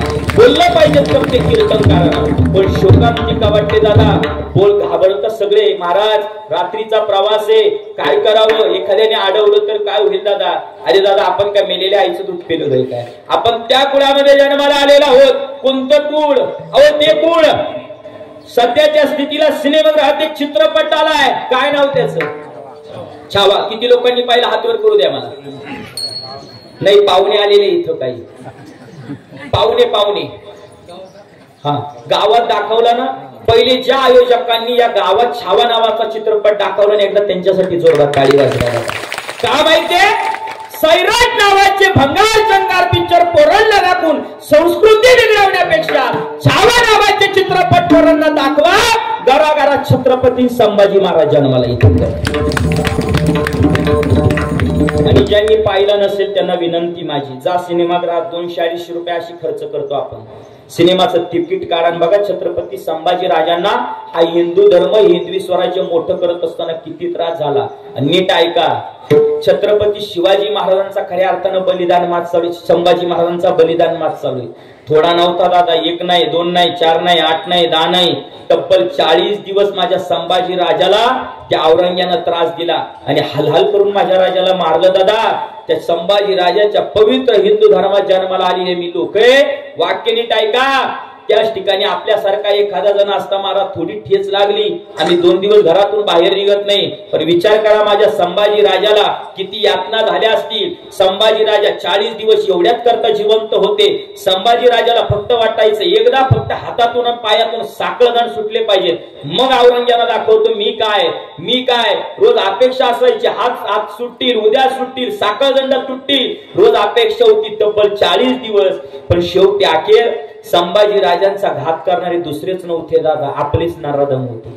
आणि आपल्याच नराधमांनी संभाजी राजाला कैद करण्यासाठी मदत केली होती. मी कायम सांगत असतो गड्या, घातक परके नसतात, घातकी आपलेच असतात दादा. आपल्यापासून सावध राहा. हिंदू धर्माला तो काय तो परधर्मापासून नाही दादा, आपल्या धर्मातल्या लोकांपासून आहे. सांगू हा हिंदू धर्म वाढवण्यासाठी किती संभाजी राजाला बलिदान करावं लागलं, कसं किती हाल केले त्या औरंग्यानं. ज्यांनी छावा पाहिला त्यांना धन्यवाद, ज्यांनी पाहिला नाही त्यांनी बारकाई नाही का. अहो मी म्हणतो छावा हा क्वचित दाखवलाय त्या चित्रपटामध्ये, थोडं दाखवलंय. मी म्हणतो जर खरा चित्रपट जर महाराष्ट्रापुढे जर उभा केला असता तर दादा महाराष्ट्रातल्या प्रत्येक हिंदूनं हातात तलवारी घेतल्या असत्या, आपले असते. एवढं बलिदान मोठे संभाजी राजाचं. काय केलं संभाजी राजाला कैद केल्यानंतर त्या औरंग्यानं साखळदंड बांधले. साखळदंड बांधल्यानंतर औरंग्यानं संभाजी राजाला बांधलं. संभाजी राजाला सांगितलं सिर्फ हिंदू नाही, संभाजी राजानं सांगितलं शरीरात प्राण तोपर्यंत धर्म सोडणार नाही, धर्म सोडत नाही. म्हणून अंगावरती तलवारीचे वार केले, जाड मीठ घेतलं, मिठाचं पाणी घेतलं, जखमेवरती सोडलं. जखमेवरती चोळल्यानंतर एवढा त्रास दिला, अंगाच्या वेदना दहा देत आहे. राजानं धर्म बदलला नाही. दुसरा दिवस आहे, संभाजी बोल सिर्फ हिंदू नाही, हिंदू धर्म सोडत नाही. म्हणून तापलेल्या सळया उचलल्या, तापलेल्या सळया लालबुंद केल्या, संभाजी राजाच्या डोळ्यात घातल्या, माझ्या राजाचे डोळे काढले. राजानं धर्म नाही बदलला. तिसरा दिवस आहे, संभाजी राजा बोल हिंदू नाही, सिर्फ हिंदू नाही, इतना ही बोल, छोड़ दूंगा तुझे. संभाजी राजानं मला सांगितलं मरेल तर धर्म सोडणार नाही. संभाजी राजाच्या प्रत्येक बोटाचं एक नख माझ्या संभाजी राजाचं काढलं. एवढा औरंग्यानं त्रास दिला. पुढे ऐका, इथपर्यंत आम्ही सिनेमा पाहिलाय. संभाजी राजा धर्म बदलत नाही, म्हणून त्याच औरंग्यानं माझ्या छत्रपती धर्मवीर संभाजी राजाच्या बोटाचा एक तुकडा, हात कापले, पाय कापले. माझ्या संभाजी राजाला सांगितलं सिर्फ हिंदू नाही, इतना ही बोल, अभी छोड़ दूंगा तुझे. संभाजी राजानं सांगितलं शरीरात प्राण तोपर्यंत धर्म बदलणार नाही. अखेर त्या औरंग्यानं 40व्या दिवशी माझ्या संभाजी राजाचे 100 तुकडे केले. पण माझ्या राजानं धर्म बदलला नाही. त्या संभाजी राजाच्या कुळात जन्माला आलेले आम्ही हिंदू. माझे विना धर्म संकटात दादा, धर्मासाठी उभं राहा. आणि मला स्वाभिमान आहे दादा, या महाराष्ट्रामध्ये कोणकोणत्या संप्रदायाचा, कोणकोणत्या कुळाचा मला काही घेणं नाही. वारकरी संप्रदाय हा सगळ्या संप्रदायांचा मोठा भाऊ आहे. पण आज हिंदू धर्माचं सगळ्यात मोठं काम करणारं जर कोणी असेल, पाठीमागे एक काँग्रेसचा एक आमदार खऱ्या अर्थानं भुकला. आमचे गुरुवरे गुरुमाऊली नरेंद्राचार्य महाराज त्यांच्याबद्दल चुकीचं वक्तव्य केलं. मी कायम सांगत असतो, वारकरी संप्रदायानंतर हिंदू धर्मामध्ये सगळ्यात मोठं कार्य जर कुणाचं असेल तर गुरुमाऊली नरेंद्राचार्य महाराजांचे दादा. का माहिती का? 1.5 ते 2 लाख जे हिंदू ख्रिश्चन झाले होते ते पुन्हा हिंदू धर्मात त्या महात्म्यानं आणले. एवढी उपकार त्या साधूचे हिंदू धर्मावरती दादा. आणि मी कायम सांगत असतो, जोपर्यंत आपण आपल्यातले मतभेद बाजूला ठेवत नाही, हा त्या संप्रदायाचा, हा या संप्रदायाचा, हा मानव पंथाचा, हा वारकरी संप्रदायाचा, हा दत्त संप्रदायाचा, हे भेद जोपर्यंत आमच्यातले मिटत नाही तोपर्यंत आपला धर्म कधीच मोठा होणार नाही. माझी विनंती, त्या संभाजी राजाच्या कुळात जन्माला आलेली लोक आहे, आमचं रक्त कायम हिंदू म्हणून तापलेलंच असावं. किती तापलेलं असावं माहिती, किती रक्त तापावं ऐकायचंय.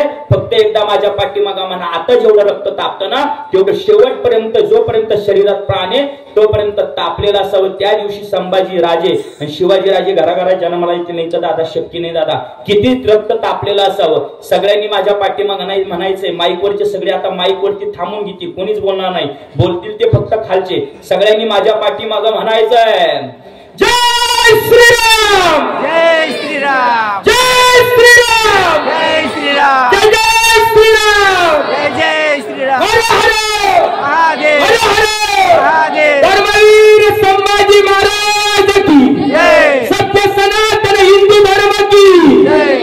आता जेवढं रक्त तापलं ना दादा, एवढं शेवटपर्यंत आमचं रक्त तापलेलं असेल.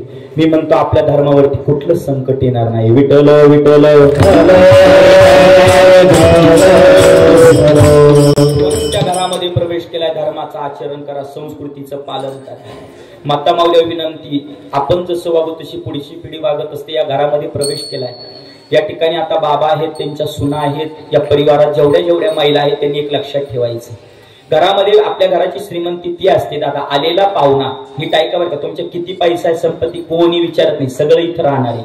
तुमची श्रीमंती ती आहे की घरात आलेला पाहुणा कमीत कमी तांब्याभर पाण्याशिवाय आणि कब्बर चहाशिवाय आपल्या घरातून बाहेर कधीच गेलं नाही पाहिजे. ती आपल्या घराची श्रीमंती आहे दादा, ती आपण जपली पाहिजे प्रत्येकानं. तुमच्या घरात आलेला पाहुणा कधीच उपाशी जाऊ देऊ नका, कधीच त्याला चहा घेतल्याशिवाय जाऊ, कधीच पाणी दिल्याशिवाय जाऊ नका. ज्यावेळेस आचरण सासू करते ना दादा, ती सून पाहते. आणि भविष्यात येणारा पाहुणा आपल्या चहातून, बिना चहाचा बिना पाण्याचा दारातून कधी जाणार नाही, सासूवरती अवलंबून आहे. पण आलेल्या पाहुण्याला जर सासूनच पाहून जर आड्या वेड्या कपाळावरती मारल्या, सुनबाई आरती करील का त्याची? अजिबात नाही. म्हणून आपल्यावरती संस्कृती पुढची अवलंबून आहे. तुम्ही जसं कर्म करणार तशी पुढची पिढी अवलंबून करणार आहे. म्हणून या परिवारानं खऱ्या अर्थाने सुंदर वास्तू या ठिकाणी उभी केली.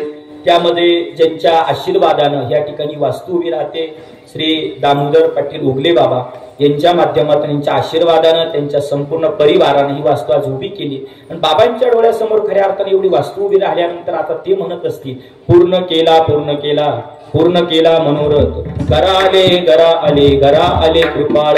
आता घरामध्ये प्रवेश केलाय ना, आता सगळ्यांना निर्विघ्नपणे सांभाळण्याची जबाबदारी त्या देवाची. सांभाळिले अनाथा, तो देव सगळ्यांना आपल्याला सांभाळत असतो.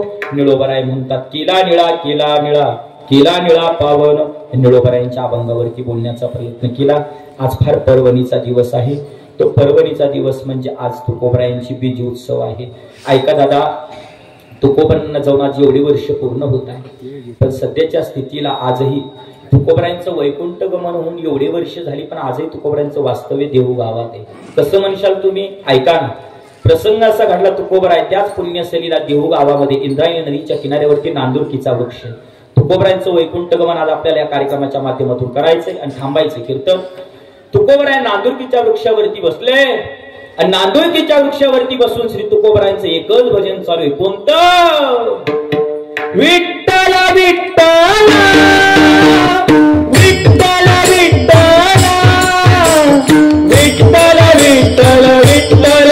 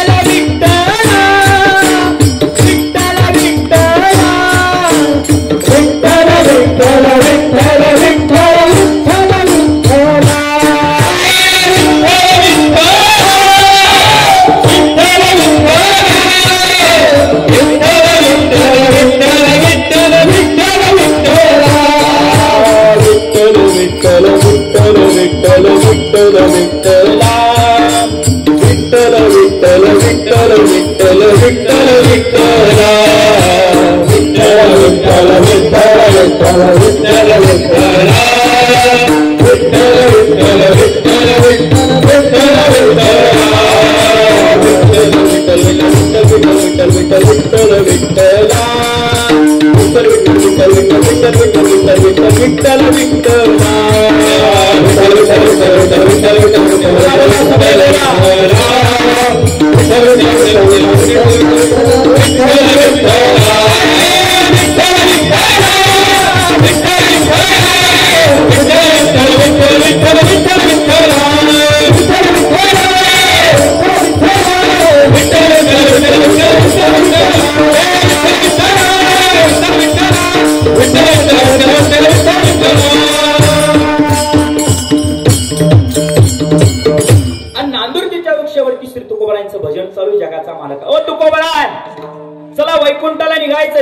सांगितलं निघायचं वैकुंठाला. जिथून आलोय तिथंच जायचे. आम्ही वैकुंठवासी जायचंय वैकुंठाला. देवा ऐका ना, एक शेवटची विनंती, तेवढी ऐकाल का?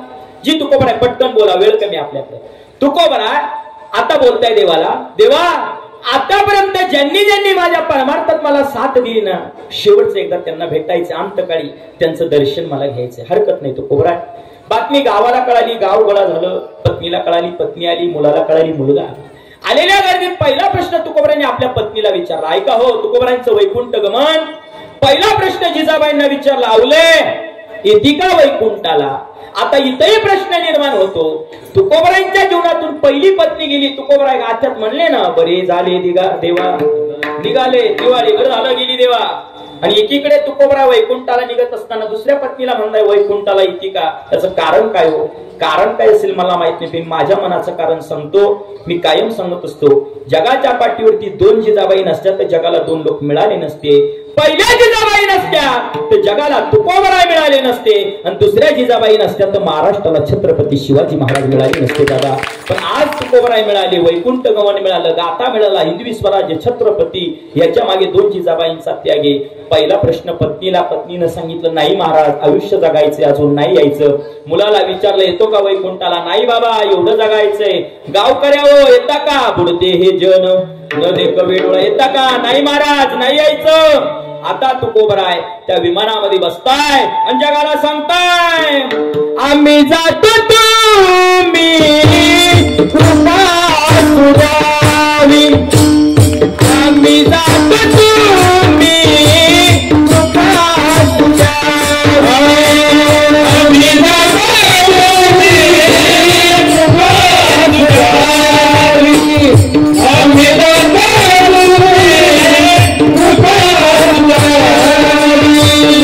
आम्ही जातो तुम्ही कृपा सुरावी, आम्ही जातो तुम्ही कृपा सुरावी, आम्ही जातो तुम्ही कृपा सुरावी, आम्ही जातो तुम्ही कृपा सुरावी. सकाळी सांगावी विनंती माझी, सकाळी सांगावी विनंती माझी, वाडवेळ झाला उद्या पांडुरंग, वाडवेळ झाला उद्या पांडुरंग, वैकुंठ श्रीरंग बोलावितो,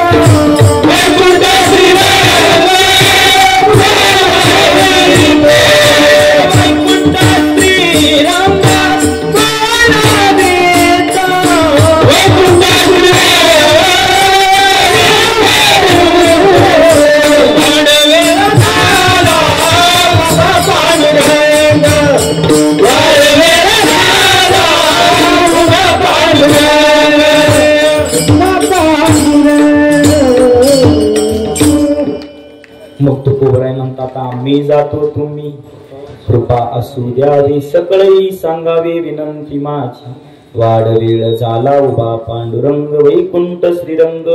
किंवा तुकोबराय म्हणतात, आम्ही जातो आमच्या गावात आमुचा राम राम. किंवा तुकोबराय म्हणतात, याजसाठी केला होता अट्टहास, शेवटचा दिस गोड व्हावा, हाताळी चिंतेने पावलो विसावा, हाताळी चिंतेने पावलो विसावा. शेवट तो भला, शेवट तो भला, माझा भाऊ गोड झाला, माझा भाऊ गोड झाला, आलो निजाचा मायरा, आलो निजाचा मायरा,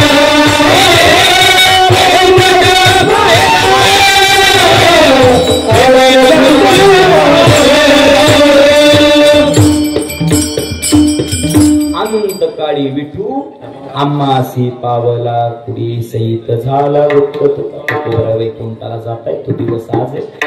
उगले परिवाराला धन्यवाद. आज या वास्तुशांतीचं फक्त निमित्त आहे, पण आज तुमच्या परिवाराकडून खऱ्या अर्थानं तुकाराम बीज साजरी झाली. आणि भाग्यवान आहे तुम्ही. ज्या कुळात आपण जन्माला आलो त्या कुळात येऊन तुकोबरायांची बीज साजरी करणं याच्यापेक्षा मी म्हणतो परम भाग्य काय. आता तुमच्या जीवनातला पूर्ण केला मनोरथ तुकोबरायांची. काहीच खऱ्या अर्थानं तुम्हाला फार आशीर्वाद मिळतील जीवनात. काही संतांच्या आशीर्वादानं कमी पडू नये ही विनंती आपण या ठिकाणी सर्वांना करूया. झालेली सेवा समर्पित करत असताना आज या कार्यक्रमाकरता गोड साथ ज्यांनी केली ते गायनाचार्य हरिभक्तपरायण आदरणीय आमचे जिवलग मित्र सचिन महाराज गावकर आहे. एकदा त्यांना या ठिकाणी खूप धन्यवाद आहे. त्याचप्रमाणे नामदेव महाराज देवकर आहे, त्यांनाही या ठिकाणी खूप खूप धन्यवाद आहे. त्याचप्रमाणे आमचे जिवलग मित्र महेश महाराज गुगळे आहे, दादाला या ठिकाणी धन्यवाद आहे. त्याचप्रमाणे गावकरी मयूर महाराज उगले आहे, निखिल महाराज उगले आहे, दादांना या ठिकाणी धन्यवाद आहे. विनयवर्ती जे आहे ते आमचे अमोल दादा उगले, त्यांना या ठिकाणी धन्यवाद आहे. आणि सगळ्यात महत्वाचं गोड ज्यांनी मृदुंग वाजवला आणि ते असले की कीर्तनाला समाधान वाटतं. दादा सांगू, गायक वादक ही कीर्तनाचा श्वास आहे. म्हणून कीर्तनाला गायक वादक जर सुंदर असतील तर तेवढीच रंगदेवता लवकर येत असते. म्हणून ज्यांनी गोड मृदुंग असा वाजवला आपल्या नाशिक जिल्ह्याचं नव्हे तर महाराष्ट्राचं वैभव आमचे जिवलग मोठे बंधू आमचे किरण महाराज गोसावी, एकदा त्यांच्याकरता जोरदार ताली वाजवतात. आणि मी कायम सांगत असतो, सांगू का, नाशिक जिल्ह्यात काहीच कमी नाही, पण नाशिक जिल्ह्याला एक ढाळ पडलाय. ढाळ, मी ढाळ शब्द वापरतो बरं का. एक ढाळ पडला की बाहेरची बोकांडी बसवायची जिल्ह्यात. गायक बाहेरचा, वादक बाहेरचा, कीर्तनकार बाहेरचा. पण दादा एक लक्षात घ्या, आता इथून मागे ते काय केलं, मागे झाले पाहू नका पुढे जामीन आहे तुझा. मागं काय झालं ते सोडून द्या, पण इथून पुढे सत्य करत असताना गायक वादक हा आपल्या जिल्ह्यातला असला पाहिजे. कीर्तनकार तुम्ही जर सगळे बाहेरचे बोलवत असाल तर 4 कीर्तनकार तरी जिल्ह्यातले असले पाहिजे. महाराज तुम्ही जर सगळे बाहेरच्या अन्नातले जिल्ह्यातल्यांनी पुढे जायचं. माझी विनंती, असं याचा अर्थ असा आहे नाही बरं का आम्हाला कीर्तन नाही, लई आहे, पण सांगण्याचं उद्दिष्ट एक आहे दादा. उद्या आपल्या एखाद्या भजनी मंडळातला एखादा व्यक्ती गेला, ते जर आमच्या महेश महाराजांना, आमच्या सचिन महाराजांना, आमच्या किरण महाराजांना माहीत झालं का भजनी मंडळातला एखादा व्यक्ती गेला अंतकाळीच्या भजनाला, ती जेवढे लवकर येतील ना ते बीड परभणीचे तेवढे लवकर येणार नाही. एवढं लक्षात ठेवा, मी स्पष्ट बोलतो थोडासा. म्हणून माझी विनंती, येणारच नाही याचं वर्ष श्राद्ध जरी गेलं तर आता काही कार्यक्रम नाही. म्हणून थोडीशी विनंती माझी, आपले लोक मोठे करायला शिका दादा. सांगू, तुम्ही एवढले मोठे सप्ते करतात, एवढला धुमाकूळ सप्त्यामध्ये घालतात. अरे हा सप्ताह का तमाशा, तुम्ही काय संप्रदायाचं काय वाटोळं चालवलंय. पूर्वीच्या काळी मर्यादा होती दादा सप्त्याला. कीर्तनकारांना व्यासपीठावरती उभं राहिल्यानंतर देवाची स्तुती सोडून स्तुती अथवा निंदा करावी, देवाची कीर्ती मानवाची गाऊ नये. पण एवढी कीर्तन परंपरा या बाहेरच्या कीर्तनकारांनी जिल्ह्यात येऊन एवढी खालच्या परंपरेला एवढ्या लेवलला आणली का ज्यानं कीर्तनाला आणले त्याचं दीड ताशीतून वर्णन चालते. शोकांती काय संप्रदायाची, एक लक्षात घ्या. हा संप्रदाय मोठा करत असताना इथं 2 मायबापांना बळी द्यावा लागलेला आहे बरं का या वारकरी संप्रदायासाठी. ज्ञानोबरायांच्या आई वडील विठ्ठलपंत रुक्मिणी माता द्यामत प्रायचित्त करावं लागले. हाच वारकरी संप्रदाय मोठा व्हावा. ते द्यामत प्रायचित्त कधी डोळ्यापुढून जाऊ नये. कारण माझी विनंती, आपले लेकर आपण मोठे करा दादा. सप्त्याला तुम्ही गायक वादक बाहेरून आमचा कीर्तनकार आपल्या परिसरातले सांगा, कारण आपले लेकर मोठे. भविष्यात तो जर उद्या मोठा झाला, तो नामांकित झाला, तो सांगेल अरे जाऊ द्या, माझ्या जीवनामध्ये मला पाटपिंपरी गावानं मोठं केलं होतं बरं का, या गावाचं फार मोठं सहकार्य, तुमच्या गावाचा उद्धार त्याच्या पुढे होतो. म्हणून माझी विनंती, आपले लोक मोठे करायला शिका. सगळ्यात महत्वाचं एक, सध्याच्या स्थितीला त्र्यंबकेश्वरला विश्वगुरू निवृत्तीनाथांच्या मंदिराचा जीर्ण उद्धार चालू. मी प्रत्येक कीर्तनात बोलतोय, आजही बोलेल. बघा, शोकांतिका एवढीच वाटते. आज आळंदीला गेलं की माऊलीचं मंदिर सुंदर आहे, देवला गेलं की तुकोबांचं सुंदर आहे, पण शोकांतिका एवढी दादा, आज नाशिक जिल्ह्याच्या मानानं वारकरी संप्रदायाची गुरु परंपरा जिथून सुरू झाली ना, त्या निवृत्तीनाथांचं मंदिर जसं पाहिजे तसं याला कारणीभूत फक्त नाशिक जिल्हा आहे. याचं कारण आहे दादा, आतापर्यंत महाराष्ट्रातली जेवढी मोठी मोठी मठ मंदिरं झाली 75% मोठमोठ्या वर्गाने एकट्या नाशिक जिल्ह्यात. अजून पुढचं वाक्य बोलू का, वारकरी संप्रदायातल्या कीर्तनकाराचं पाकिट 50,000वरती गेलं, याला जबाबदारी नाशिक जिल्हा आहे. माझी विनंती दादा, आतापर्यंत तुम्ही गज लोकांच्या बाहेरच्या जोड्या भरल्या, पण आता बास करा. मी सांगितलं आता बास करा. सध्याच्या स्थितीला आम्हाला कोण्या बाबाचा अभिष्ट चिंतन सोहळा महत्वाचा नाही, कोण्या बाबाची पंगत नाही, कोण्या माऊलीचा सप्ताह महत्वाचा नाही, कोण्या बाबाची वर्गणी महत्वाची नाही, कोण्या बाबाचा वाढदिवस महत्वाचा नाही, कोण्या बाबाचा मठ महत्वाचा नाही, कोण्या बाबाचं मंदिर महत्वाचं नाही. सध्याच्या स्थितीला नाशिककर आपल्या डोळ्यापुढे एकच महत्वाचं आहे, आणि ते आमच्या निवृत्तीनाथाचं मंदिर. माझी विनंती, जीर्ण उद्धार अगदी सुंदर प्रकारे चालू आहे. आपण प्रत्येकानं त्या जीर्ण उद्धारासाठी पुढे आलं पाहिजे. तुम्ही एवढले मोठमोठे बाबा लोक आमतात, माझी विनंती ना, जिल्ह्यातले सांगा त्यांना, तुम्ही त्यांना 25-25 देता, त्यांना 15-15 द्या, 10-10 हजार रुपये वाचवा आणि ते निवृत्तीनाथांच्या मंदिराला गावाच्या वतीने नेऊन द्या ना दादा. ते महत्वाचं आहे दादा. निवृत्तीनाथ म्हणजे नाशिक जिल्ह्याचा स्वाभिमान आहे. निवृत्तीनाथ म्हणजे नाशिक जिल्ह्याची अस्मिता आहे. निवृत्तीनाथ म्हणजे नाशिक जिल्ह्याचा खऱ्या अर्थानं प्राण आहे. आणि आज त्या निवृत्तीनाथांची खऱ्या अर्थानं मंदिराची अशी दुर्दशा आहे दादा, त्याला कारणीभूत आपण आता एकत्र येणं ही काळाची गरज आहे जिल्ह्यानं. माझी विनंती, प्रत्येकानं सध्याच्या स्थितीला निवृत्तीनाथ डोळ्यापुढे ठेवा. बाकीच्या गोष्टी सोडून द्या, कोणाला द्यायचं काय द्यायचं हे देऊच नका. एकच करा, प्रत्येकाने निवृत्तीनाथांच्या जीर्णोद्धारा करता मदत करा. कारण ते निवृत्तीनाथ फार वेगळे. तुम्ही माऊलीच्या मंदिरात दिलं ते माऊलीलाच जाईल, तुकोबरांना दिलं तुकोबरांना जाईल, पण निवृत्तीनाथांना दिलं ना ते फक्त निवृत्तीनाथांना नाही जाणार दादा. मग सकळ ही तीर्थे निवृत्तीचे पायी तेथे बुडी देई माझे मना. तुम्ही निवृत्तीनाथांना दिलं की जगातल्या सगळ्या तीर्थाला दिल्याचं पुण्य दादा. काल एक माता माऊली मला भेटली होती, म्हणजे महाराज निवृत्तीनाथ फार वेगळे. म्हणलं कसं आई? म्हणजे निवृत्तीनाथांचा असा जो पाठीमागं जो सोहळा झाला ना पंढरपूरचा आषाढीचा, म्हणजे त्या काळामध्ये माझ्या घरामध्ये मी सांगतो निवृत्तीनाथ इतर संतांपेक्षा किती वेगळे दादा. एवढं सांगायचं जे विठ्ठल करायचं आपल्याला. मलाही पुढे निघायचंय, वेळ कमी आपल्याकडे, एवढं फक्त ऐका.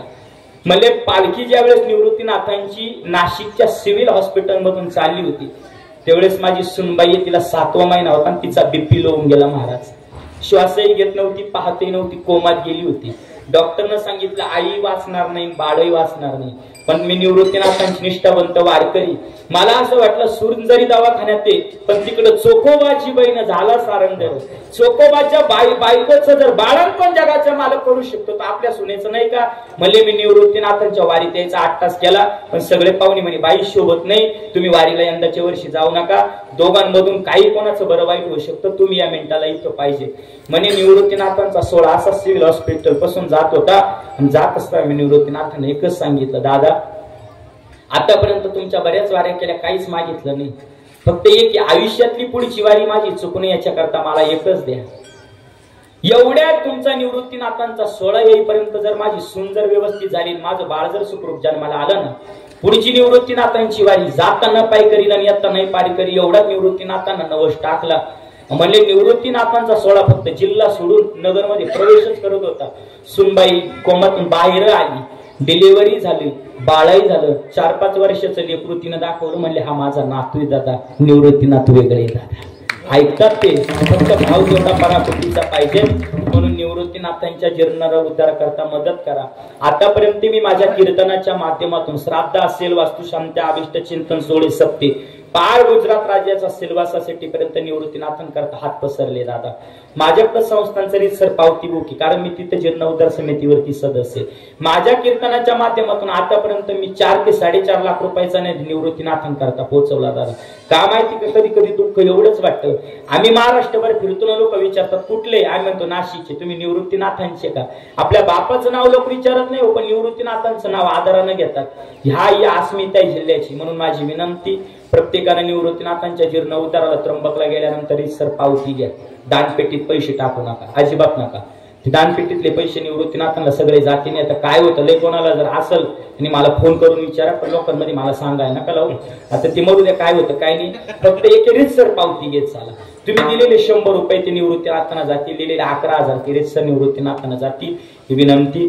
पुन्हा एकदा या उगले परिवारामध्ये, या परिवारामध्ये त्या आजी, काय नाव त्यांचं, त्यांनी मला फोन केला होता. हा इथं बसलेला आहे. मी किरण महाराज फार लहान होतो, फार एकदम लहान होतो तेव्हा तिने आम्ही सप्त्याला सोबत असायचो. बघा किती 2000 मला तरी वाटतं 11-12ची गोष्ट आहे. मी आळंदीला तेव्हा नव्हतो, तेव्हापासून त्या मला ओळखतात. मलाही लक्ष नव्हतं, म्हणजे त्यांचा आवाज मी जरी 10-12 वर्ष झाली पण आवाज बरोबर ओळखला. म्हणले महाराज आपली वास्तू शांती आहे, आपल्याला कीर्तन ठेवायचं. म्हणलं आजी 100% येण्याचा प्रयत्न करेल. म्हणून त्या आजींना धन्यवाद आहे, त्यांचा सगळा परिवार धन्यवाद आहे. या गावचे सगळे तरुण बार का, त्यांना फार धन्यवाद.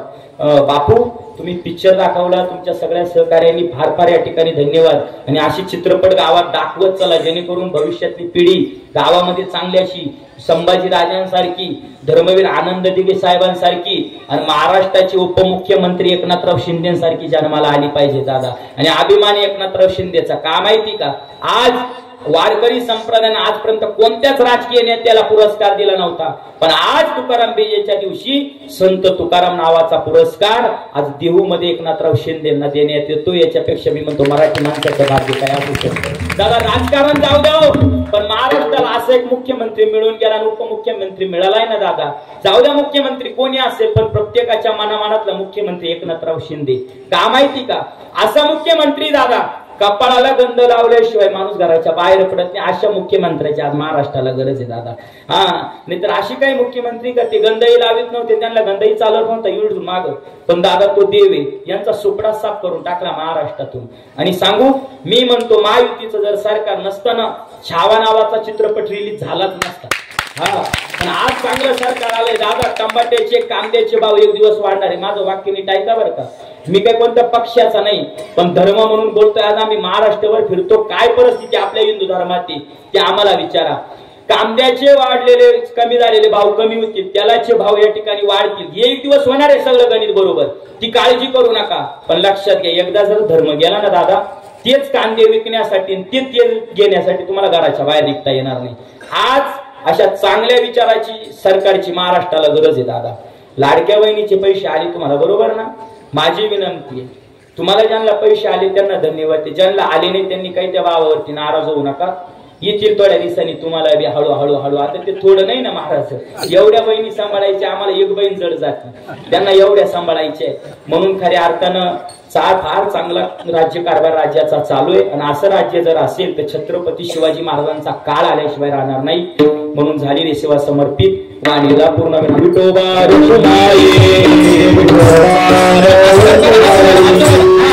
हातवर निवृत्तीराया भानुताबाई ज्ञान जगया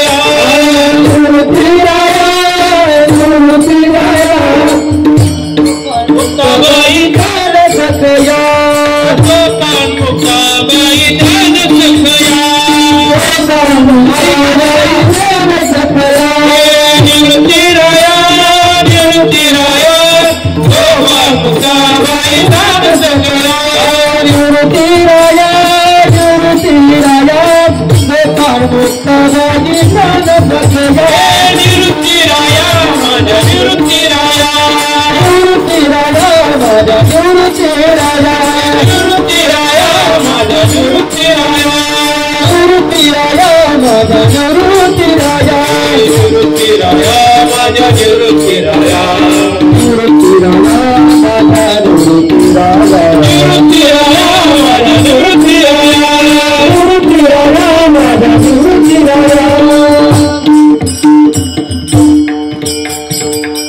सिस्टीमवाले दादा तुम्हाला एक फार धन्यवाद. आणि सगळ्यात महत्वाचे दोन्ही चोपदार चोपदार असे असावेत. अशी इकडे लक्ष द्या. चोपदार पाहिले का तुम्ही? हा, नाही तर अशी काही चोपदार असतात का त्यांना धरून आम्हाला न्यावं लागत असतं. पण दोन्ही चोपदार गावचीच आहे ना. वा सुंदर. दोन्ही चोपदारांना या ठिकाणी धन्यवाद. सगळ्यांना धन्यवाद. सगळ्यांना धन्यवाद देऊन सगळ्यांना एक विनंती, आलेल्या सगळ्या पाहुणे मंडळींनी जेवण केल्याशिवाय जायचं नाही. याच्यानंतर कोणी बोलणार आहे का? बरं ठीक आहे. याच्यानंतर महाराज बोलतील तोपर्यंत कोणी आपली जागा सोडायची. आणि जर कोणी आपली जागा सोडली तर त्याला त्याच्या शेजारच्याची शपथ. विठ्ठल जय जय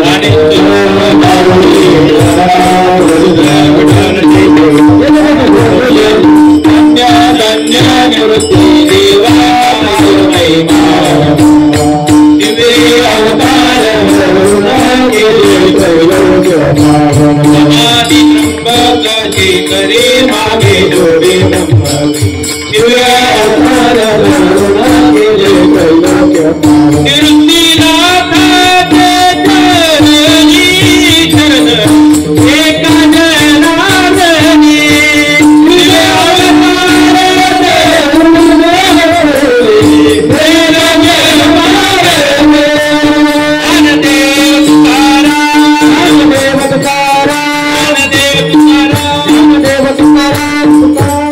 Thank you.